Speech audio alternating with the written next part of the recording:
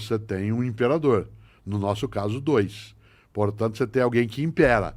Você não tem uma participação de cidadania. Se nós tivemos de 1500 até 1889, já são 389 anos aí, sem, né, dos 525, sem uma participação cidadã democrática. Em 1889, nós temos a proclamação da República. Mas a primeira Constituição brasileira, que será inclusiva, que vai trazer inclusive os analfabetizados também com direito de cidadania, é de 1988.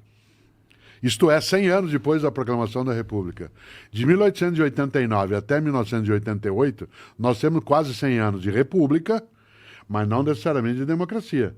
Porque o analfabeto não votava, mulheres não votavam durante um tempo, pessoas que estavam à margem, né, do processo social não tinham possibilidade de acesso. É que normalmente a gente linka a democracia com o poder do voto. Óbvio que isso é uma Sim. dádiva e é maravilhoso e importantíssimo.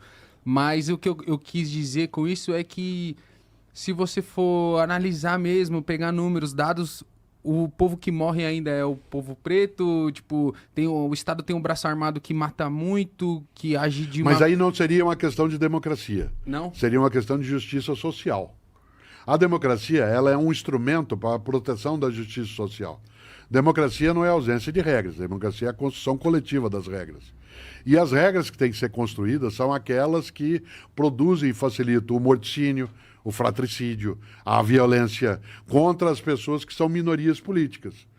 As pessoas que são minorias políticas, afrodescendentes, mulheres, pessoas da periferia social, pessoas que têm uma orientação sexual diversa da hegemonia, elas não são minorias demográficas. Porque demograficamente, isto é, como população contada, elas são maioria. O Brasil tem mais mulheres que homens, tem mais negros do que não negros, né? Tem mais pobres do que não pobres, tem mais periferia do que área privilegiada. São minorias políticas, entendida aí político como poder. Então, e aí, tipo, aí me parece que a democracia, ela falhou. Talvez você falou que era uma outra parada que eu não lembro agora, mas... Justiça social. Justiça social, exato. Porque se ainda é o mesmo povo que manda e o mesmo povo que obedece ou padece, não me parece ter mudado, entende? Ótima ideia, mas você tem que lembrar que democracia é uma forma de organizar a distribuição do poder e não da distribuição da economia. A distribuição das condições de vida, a distribuição das condições... Mas né? você acha que o poder está distribuído? Não, não. O que eu estou dizendo é que a gente está num processo de edificação. E no caso brasileiro, nós temos um tempo muito recente desse processo de democracia. A nossa Constituição de 1988, ela não completou o tempo que a gente imagina que seria necessário. Há democracias que são mais sólidas, que são mais antigas. Por exemplo... Uma democracia, um tempo bom de democracia aí, vai. Do quê? Para Tipo, nós? Tem esse... Não, você não tem. Mas você imaginar, a democracia norte-americana está em exercício desde o século XVIII. A francesa.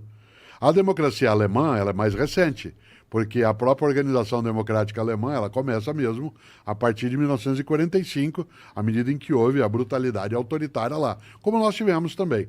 Eu entendo bastante o que você coloca. Isto é, o que alguns chamam de democracia, que é uma distribuição igualitária das condições de vida, em que haja igualdade de poder e de condição econômica, em tese, a palavra não seria democracia. A democracia é um modo de organizar a vida política. O conjunto da vida social seria exatamente a noção de justiça social. E essa ideia de justiça social aparece com acesso igualitário à escola, ao hospital, à moradia, a saneamento. Cultura. Uma democracia pode facilitar isso, mas ela não produz isso necessariamente. Tá. O que ela tem, a democracia, são condições para que você e eu, exercendo nossa tarefa cidadã, que a gente exija que essas condições sejam colocadas. Por exemplo, numa ditadura, você não tem como, né, de maneira alguma, protestar contra as suas condições. Nos anos 1980, havia um movimento nas periferias sociais de São Paulo, a capital, chamado Movimento contra a Caristia. Pessoas que não tinham condições de se alimentar, pessoas que não tinham condições de frequentar, né, hospitais ou escolas. Esse movimento, ele saía à rua e a ditadura, na época, reprimia. Porque se dizia que aquilo era algo que não podia ser feito.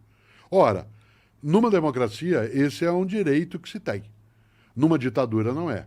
A democracia protege a participação, mas quero lembrar um escritor carioca, negro, maravilhoso, estupendo, que é Lima Barreto. Lima Barreto, um homem genial na literatura, é alguém que não pode não ser lido.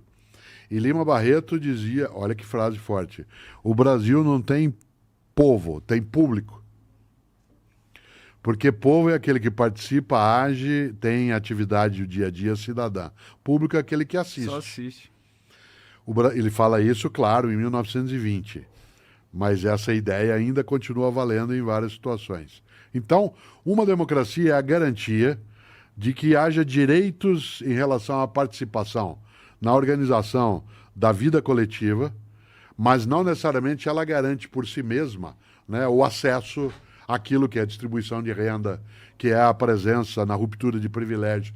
A isso se daria o nome, né, de justiça social. Você e eu sabemos bem que não se deve confundir direito com justiça. Sim. Direito é o que está na lei.